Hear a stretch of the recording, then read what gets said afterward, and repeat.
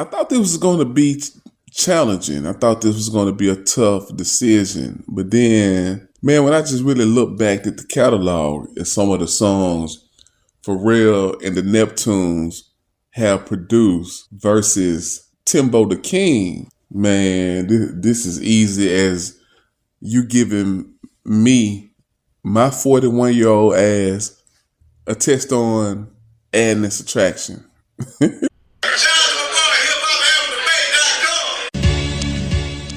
This is hip hop album debate. Let's get the conversation going. Ain't no time to waste. Yeah, the podcast that I know you've been wanting. They talking real hip hop, got everybody talking. Let's go.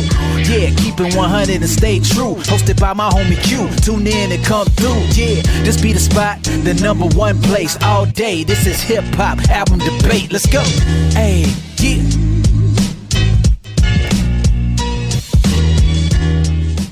Welcome to Hip Hop Album Debate, the podcast. This is Q, and this is episode 93.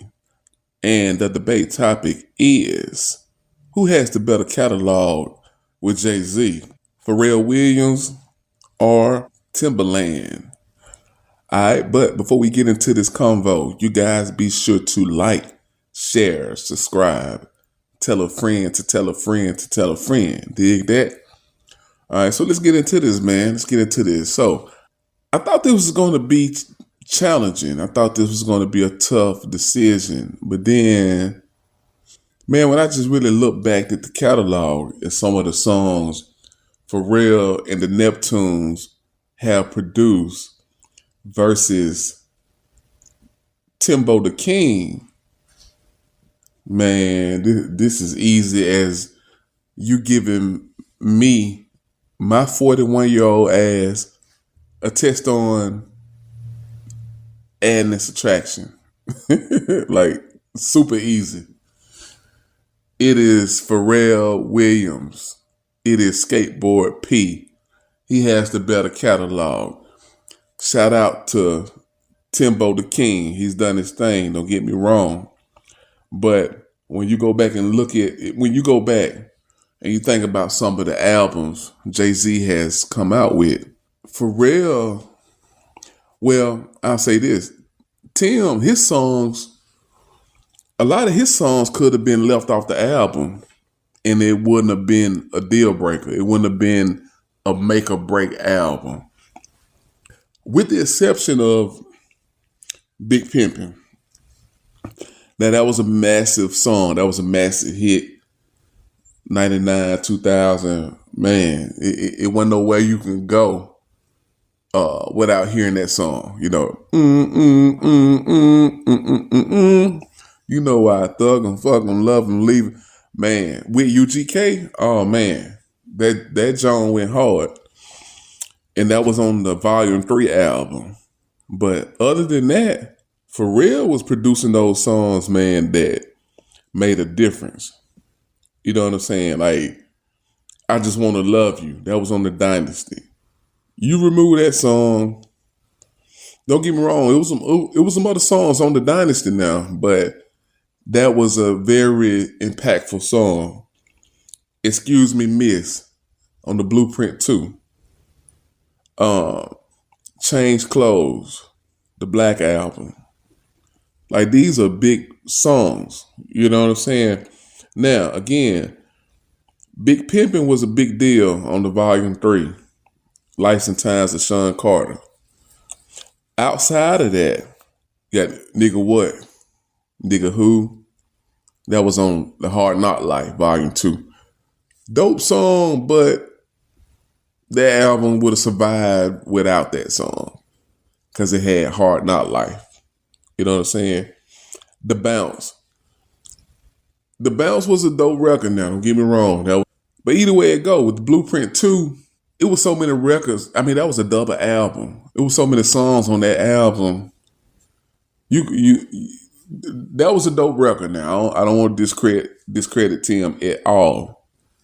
But that album, with so many songs on that album, on Blueprint 2, The Gift and the Curse, it still would have been solid without that song.